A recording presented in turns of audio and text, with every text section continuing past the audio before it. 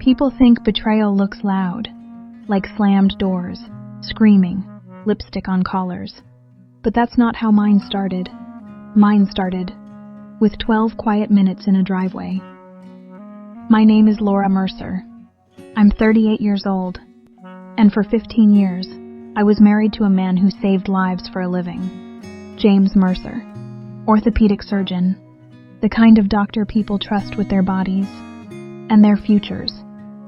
We lived in a 2-story colonial just outside Chicago. White trim, black shutters, a wraparound porch I decorated every fall with pumpkins from a farm in Naperville. From the outside, it looked like a life people wanted. From the inside, it felt like a life I was slowly disappearing from. Every single night my husband came home, but he never actually came inside the house. He'd pull his black Lexus SUV into the driveway of our 2-story colonial in the suburbs just outside Chicago, kill the headlights, and just sit there. Engines still running, dashboard lights painting his face that soft blue glow. I could see everything from Sophia's bedroom window on the 2nd floor. The way he leaned back in the driver's seat, one hand on the steering wheel, the other holding his phone like it was the most precious thing in his life. And he smiled. Not the polite, tired smile he gave patients after a 1-2-hour surgery. Not the, honey, I'm home smile he used to give me 15 years ago. This smile was different. Private. Soft. Almost intimate. Like he was talking to someone who actually made him feel alive again. First night I noticed it. He stayed out there exactly 12 minutes. Second night, 15. Third night, almost 20.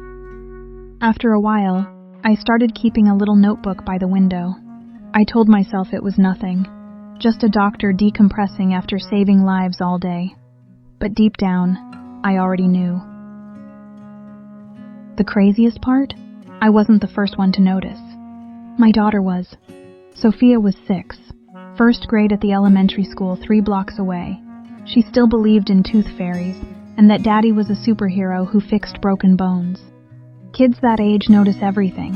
Adults try to ignore the tone in your voice, the silences between sentences, the way someone's shoulders drop when they think no one's watching. One cold October evening, she climbed onto the window seat next to me in her little pink pajamas, clutching her stuffed bunny. We were supposed to be reading The Gruffalo before bed. Instead, she pressed her forehead to the glass and whispered, "Mommy, why doesn't Daddy ever come inside right away anymore?" I forced a smile. "He's probably just finishing some work emails, baby. Doctors have really hard jobs." She watched him for another long second. Then she asked the question that cracked my entire world open. "Is he smiling like that because he's talking to you?" I couldn't answer, because in that moment I realized something that made my stomach drop. I couldn't remember the last time James Mercer, my husband, the respected orthopedic surgeon, had smiled at me like that. James saves people for a living. He rebuilds knees that were shattered in car accidents. He puts shoulders back together after falls on icy Chicago sidewalks. Patients send him Christmas cards. The hospital board loves him. He gets invited to speak at conferences in Miami and Aspen. But he almost never made it home before 9 p.m. I used to joke that I was married to a ghost in scrubs. We'd eat dinner, just me and Sophia, at the big granite island in our kitchen. I'd light the candles I bought from that cute little shop in downtown Naperville, play soft music, and tell myself, this is what you signed up for when you married a doctor. I had my own life once. Interior design. I used to run my own small studio in the city, staging $1-million condos on Michigan Avenue, picking out reclaimed wood for boutique hotels in Lincoln Park. I was good at it. Really good. Then, 15 years ago, James said, "Babe, I'm opening my own practice. I need you to help with the admin side for just a little while. Scheduling, insurance, staff. Once we stabilize, you can go back to design." I believed him. I gave up my clients. I gave up my name on the door. I became Dr. Mercer's wife and Sophia's mom. The clinic never stabilized. It exploded. And somewhere along the way, I disappeared. 6 months before the driveway night started, the little red flags began waving. He started taking his phone into the bathroom and locking the door. The passcode changed, it wasn't my birthday anymore. At night, he stopped sleeping in our king-size bed. Sometimes he said he didn't want to wake me when he got home at 2 a.m. Other nights, he fell asleep reading in the study. Once in a while, he'd crawl into Sophia's twin bed when she had nightmares. And the phone, God, the phone never left his hand. The screen would light up under the covers at 3 a.m. Not hospital pages, not patient emergencies, just message after message. And every time he read one, that same soft smile would creep across his face. When I finally asked, he sighed the way tired husbands do. "You're imagining things, Laura. You're stressed. You've been home too long. Maybe you should pick up some design projects again." That's how gaslighting works, ladies. It doesn't scream. It whispers until you start questioning your own sanity. I almost believed him. I almost convinced myself I was the crazy one. Until the night Sophia said, "Mommy, Daddy sounds nicer when he talks to that person on the phone." 6 years old, no concept of marriage or betrayal, but she heard the difference in his voice. And in that moment, I stopped pretending. I wasn't going to let my daughter grow up thinking this was what love looked like, that women are supposed to be background noise in their own homes. I didn't scream. I didn't cry in front of him. I started preparing like my life depended on it, because it did. Every night he sat in that driveway for his little ritual. I sat at the kitchen island with my laptop and a glass of Pinot. I downloaded every bank statement from Chase. I printed credit card charges for restaurants I'd never been to, places within 5 miles of his clinic, steakhouses with $300 tabs, hotels I never stayed in. Then I found it. A short-term apartment lease, under his name only, 3 months paid in full. In a building 20 minutes from our house, close enough for late surgeries, far enough to feel like another life. My heart didn't race. It actually slowed down, because suddenly the math added up.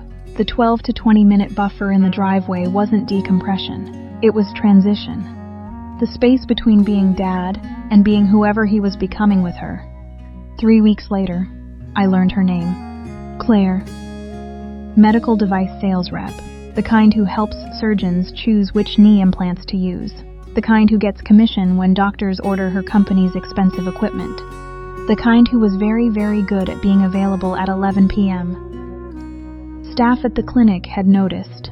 Nurses talk, receptionists talk, and when a married surgeon starts spending private evenings with the rep who profits from his purchasing decisions, people remember. I waited until a Monday morning. Sophia was at school. James had just poured his second cup of coffee and was scrolling emails at the kitchen table in his blue scrubs. I placed the folder in front of him. He looked up. "What's this?" "Your evenings," I said quietly. He opened it. Hotel receipts, the apartment lease, photographs my private investigator, took Claire leaving the building, James entering, dates and times stamped clearly, and the financial report showing clinic money, not our joint account, the actual business account paying for some of those business dinners and utilities. For the first time in 15 years, James Mercer didn't have a scripted answer. He tried anyway. "You've been spying on me." "No," I said. "I've been paying attention."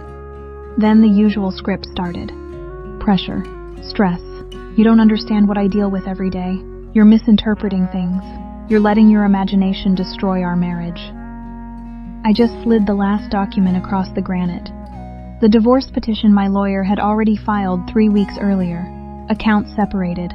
Sophia's $529 college fund protected. Evidence of the conflict of interest violations already sent to the hospital ethics board. He stared at it for a long time.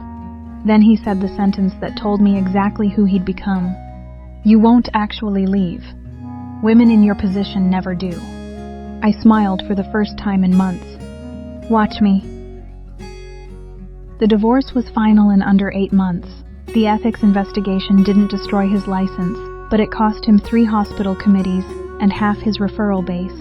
Reputation in medicine is everything. Claire vanished the week the papers were served. Turns out relationships built in secret don't survive sunlight. We sold the big colonial house. Sophia and I moved into a smaller, brighter townhouse closer to the city with a window seat she loves and a backyard where she can run without worrying about Daddy's car in the driveway. Almost a year later, one quiet evening, Sophia stood at that new window and asked, "Mommy, why doesn't Daddy sit in the car anymore?" I pulled her close and kissed the top of her head. "Because he has somewhere else to go now, baby."